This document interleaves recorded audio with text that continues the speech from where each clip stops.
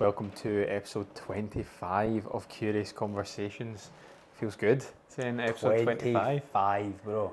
That's quarter of 100. That's In case 25. you didn't know. That's 25 weeks, bro. 25 weeks. Yeah, Same. 25 weeks of showing up every single week. Sick.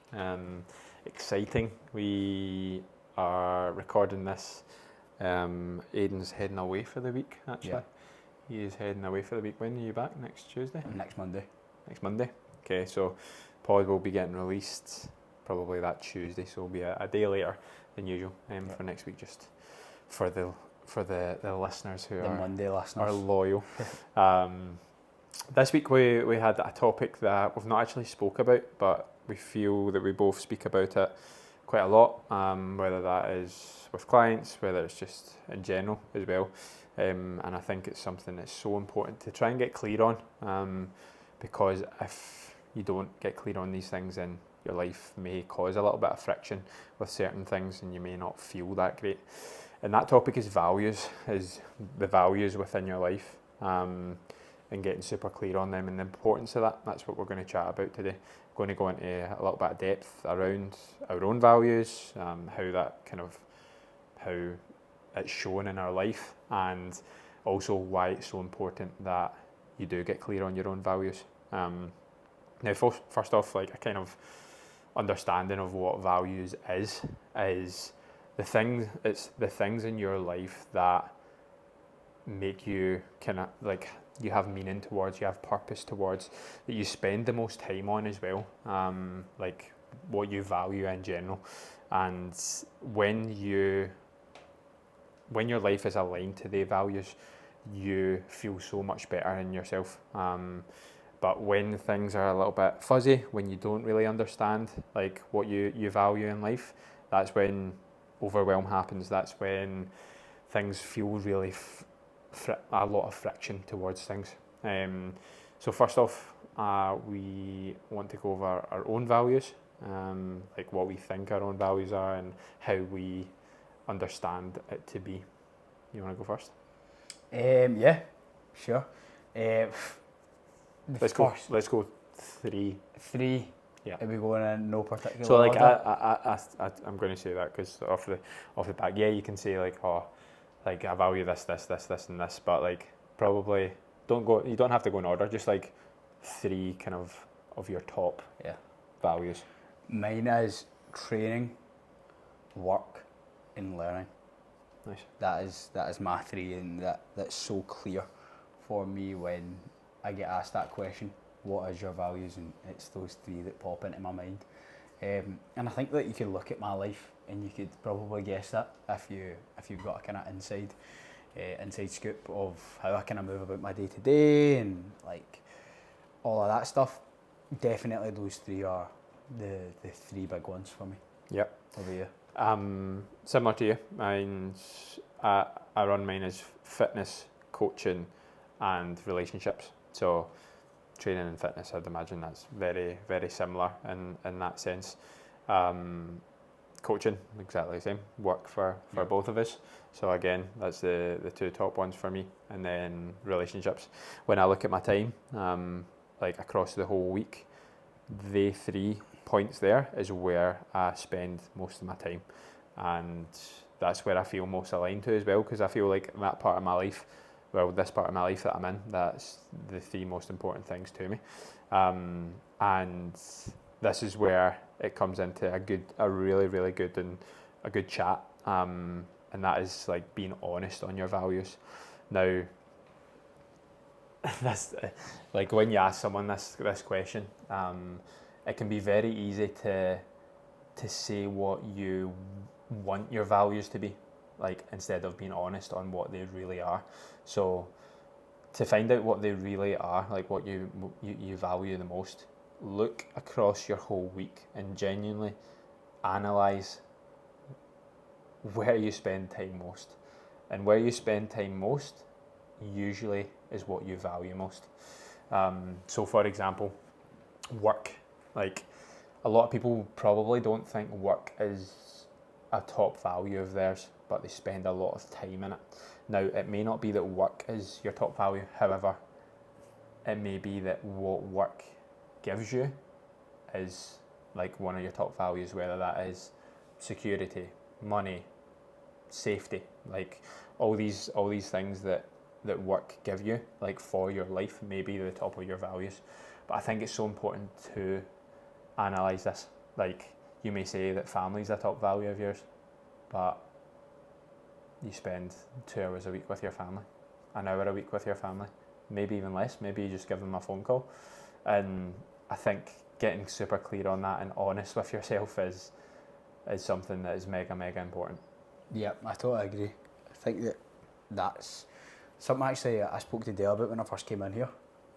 He really put that in front of me, because I didn't really know what values were and how you should approach it. Like I'd probably, like when I didn't know about it, I'd probably say, like, I don't know, something that I don't necessarily value, like reading or something like that. I don't do it a lot.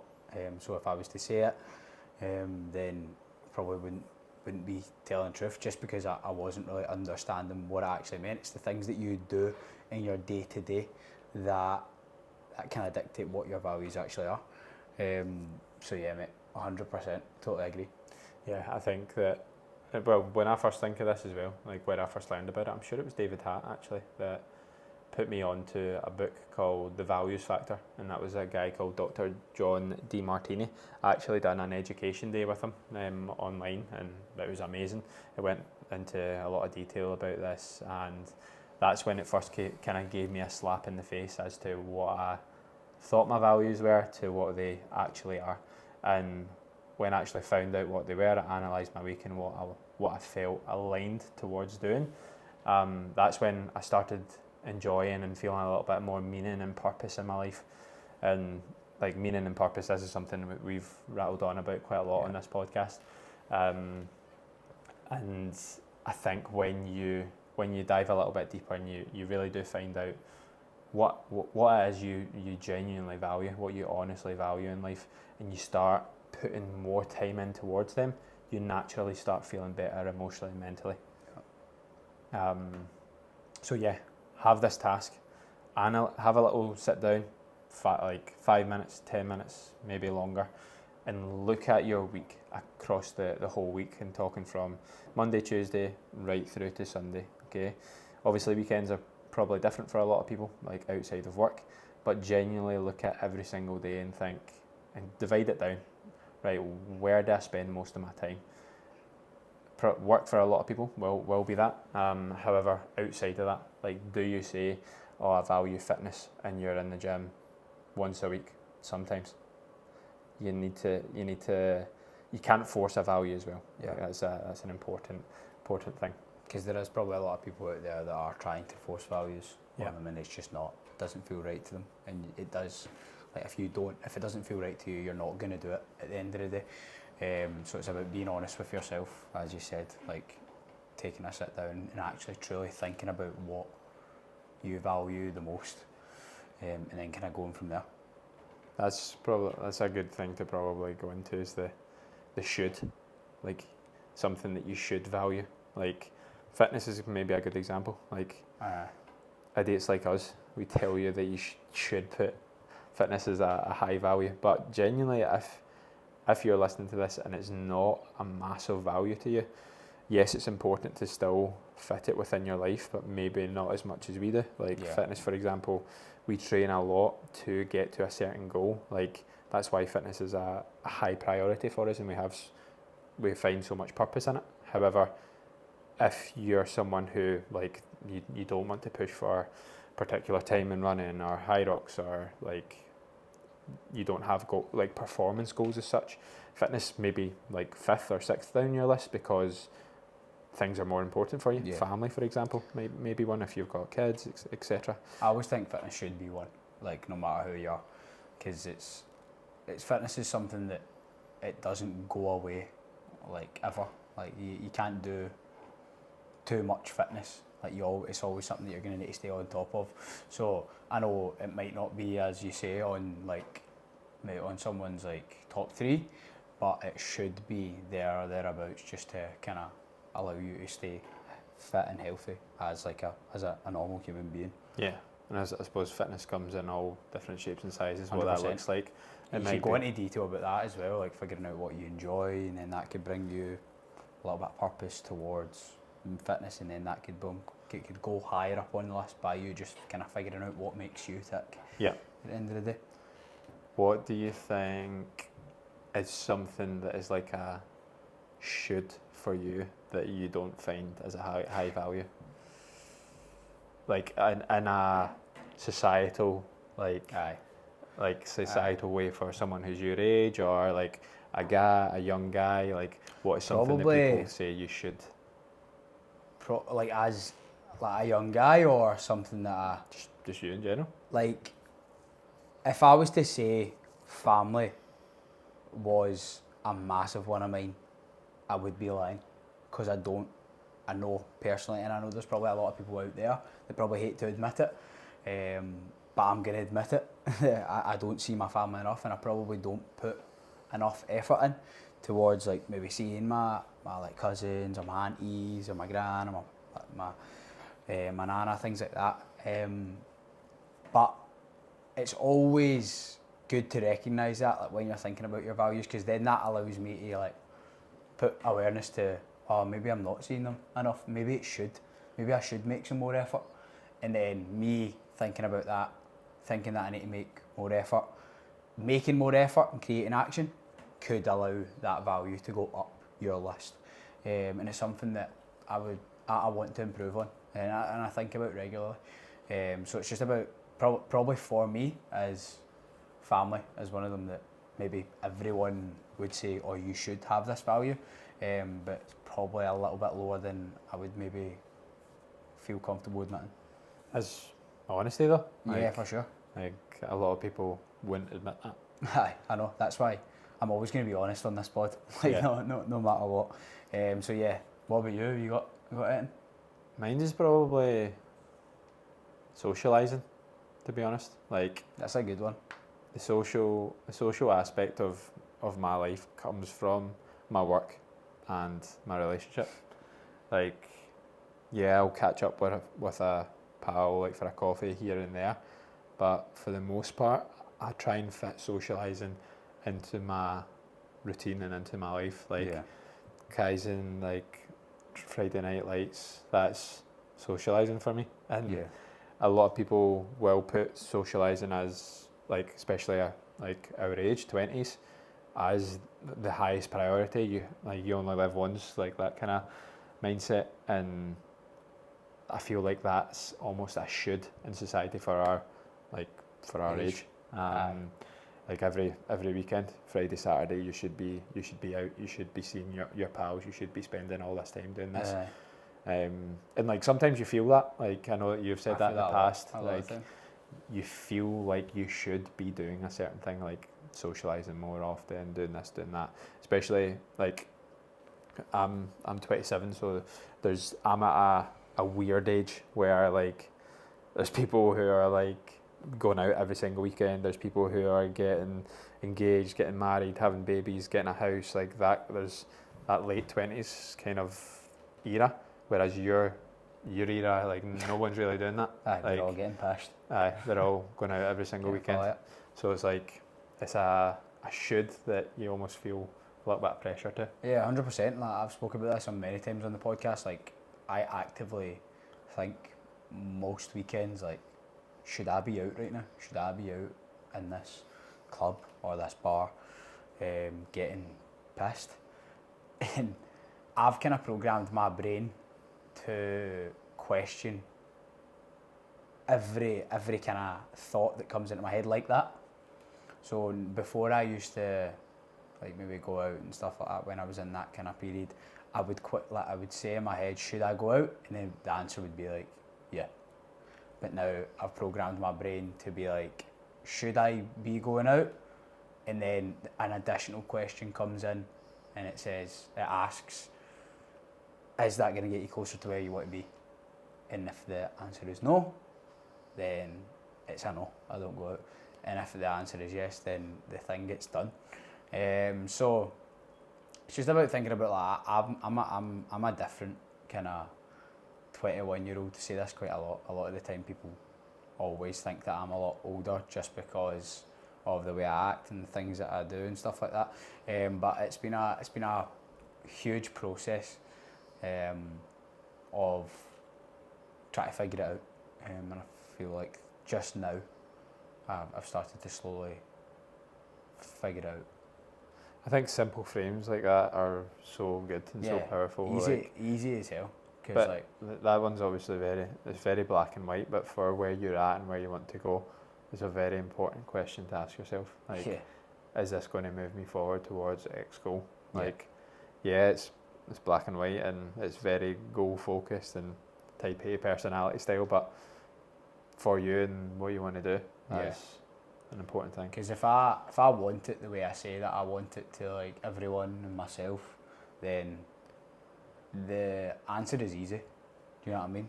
It's only when you might think that you want something, but if you constantly go back on maybe what you're saying, you know that this certain thing isn't going to necessarily get you closer to your goals, but you still do it anyway.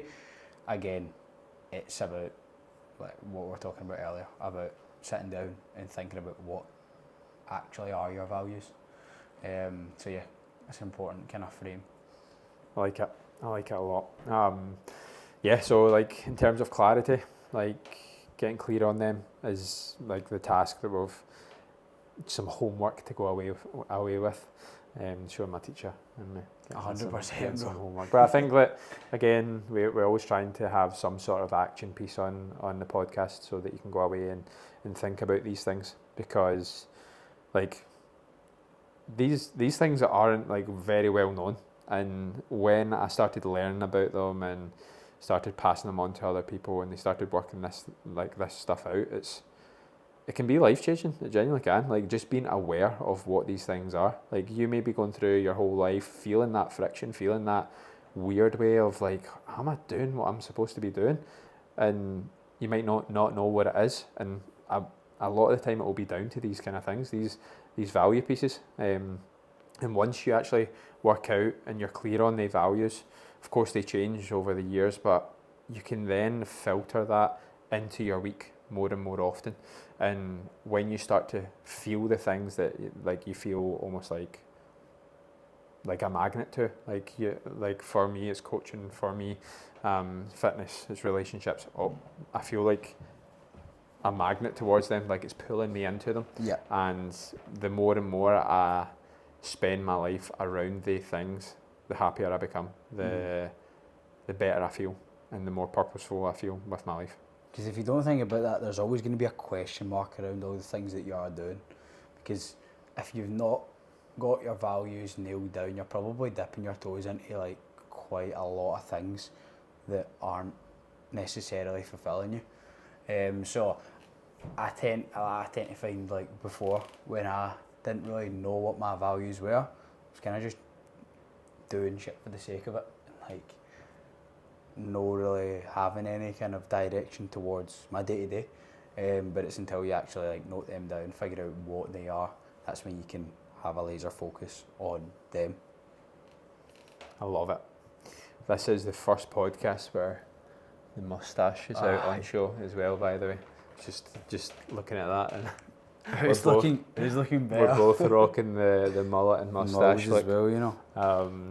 We're looking fire. Yeah, but there's a I suppose I'm going to say there's a lesson in this, but not a lesson in this. But I've wanted to do this for a little while, and I went out on a run last Sunday it was, and we were out with Run Club, and I seen a guy, mustache, same haircut as me, and I was like, that looks cool. I was like, it's been in my head, I'm going to go home and just do that, like straight off the bat. And like, that's something that's, I think quite a lot of people don't do things like that. Like, they'll see things that they like and they'll be like, oh, that just won't suit me. They just won't try it. Like, I feel like you're a person who will just try things, and if you don't like it, like I feel like since I've known you, you've had about 10 haircuts. You just try things, and like I feel like people get so bogged down in doing the same thing day in day out, and they find the routine of that. Like they find the routine of like just doing the same old, and then the next thing you know, you are 40. with 2 kids and a mortgage, and you can't actually do these things anymore. Yeah. Well, you can, but makes it a lot harder. Yeah. Makes it a lot harder to express yourself when you are that age. Yeah. Because you've already kind of found your identity, even though it might not be the one that fulfills you the most. So I like to just go for it, experience it. Like, at the end of the day, if I like something, then I'm gonna try it, and if it doesn't work out, then it doesn't work out. But you need to be your own person. That's something that's really important. I used to find myself dipping my toe into things that I maybe didn't necessarily like but wanted to fit in, so I wanted to do that. Like, we spoke about this many times, like, it goes back to the kind of hunter-gatherer days, like, you want to fit in so you can have that group, so you can stay alive, basically. So I used to always find myself maybe doing these things, even though I didn't necessarily like it. So it's just about figuring it out and being true to yourself and doing what you want to do because you want to do it. Yeah, I think that's such an important piece as well. That could probably be a whole podcast in itself. That you encapsulated it very well with expressing yourself. Like, I didn't really know how to put it into words of what I was feeling and like what I done, and that's exactly what it is. It's expressing yourself. It's feeling a certain way about something and going doing it. Yep. So like, if you do want a new haircut, or like you want to dye your hair, or like you want to wear a certain piece of clothing, and you feel like you want to do that, but something's holding you back, whether it's ego, whether it's, I don't know what that other person's going to think, and just doing it. It's one of those ones as well. It's really hard for people that are from this part of the world because they've grown up their full life. It's like the Riddy culture, the thing we spoke about a couple podcasts ago. Yeah. Like, you're getting judged off so many people. But the way I like to think about it, what I always say to myself, say to my friends that are maybe having an issue with this, is like, what people think about you is none of your business. That's the way you need to think about it. Like, whatever people are saying about you behind your back's none of your business. Like, and you don't need to think about that, because the more and more you think about it, the more it eats you up, and the more you start to go into yourself. But it's important to remember, like, these people don't matter. And asking yourself as well, like, would you change lives for this person? And 9 times out of 10, you wouldn't. So express yourself, be your own person, and I guarantee that you'll be someone who is more attractive, not even in the sense of like physically attractive, but like you'll be more attractive to like friends and just general relationships, like groups of people, things like that. I feel like people can see the types of people that try and just fit in, and people don't really gel with that, because you want to find your group, but a lot of people don't like unauthenticity. Yeah. And you can see that from a mile away when someone's trying to do that. So the more and more you lean into your weirdness and you lean into what type of person you are, most likely the better life you're going to have, because you're going to find your people. You're not going to find anyone else's people. Stay weird. Stay weird. Own your weird. Because the weird boys are up. I've got another topic. I've got another topic to talk about. Yeah, let's go. Let's run it. No solutions, only trade-offs, bro. Let's riff on that shit.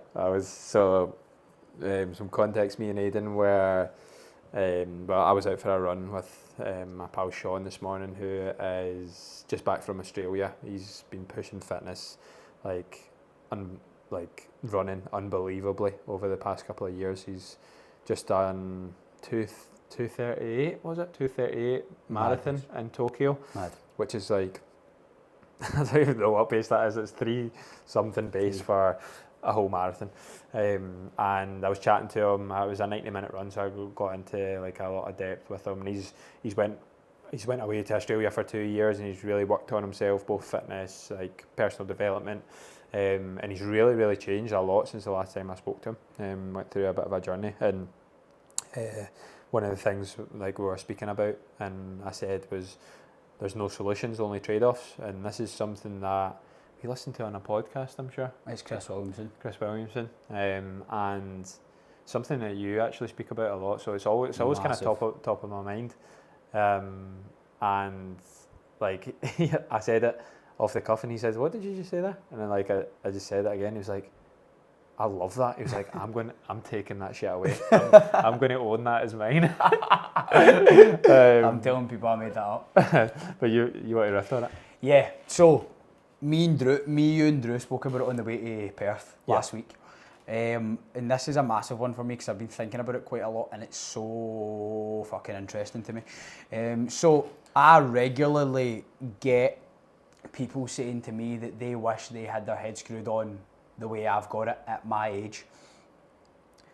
But the way I look at it is you need to go through the exact same stuff that person went through to get to where I am just now, if that makes sense. So you need to go through all the stuff that I've went through in my younger life. So that is like the boozing, the drinking, the mingling and all that crazy, nasty, weird shit. And Man said mingling. Like personal family stuff. Like you need to go through that to get to where I am just now at that young age.